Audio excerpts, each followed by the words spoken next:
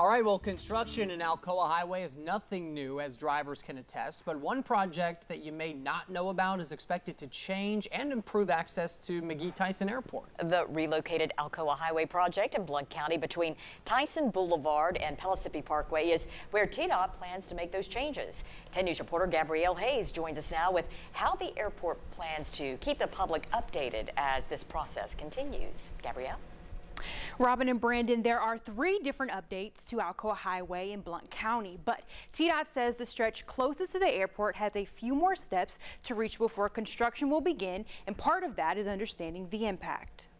Alcoa Highway is one of the busiest roadways in all of East Tennessee. It's a construction concept that is years in the making and still has years to go. The relocated Alcoa Highway project in Blount County is split into 3 different sections, one of which will change how drivers get to the airport.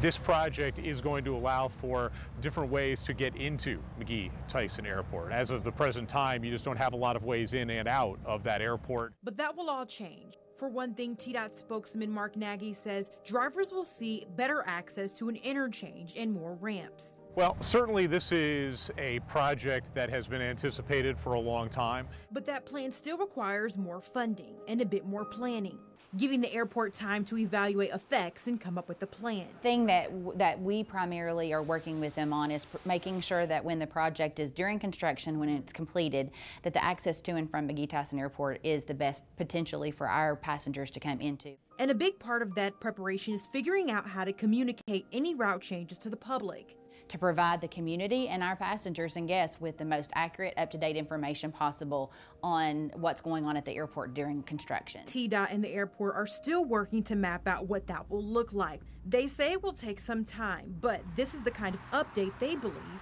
is worth the wait.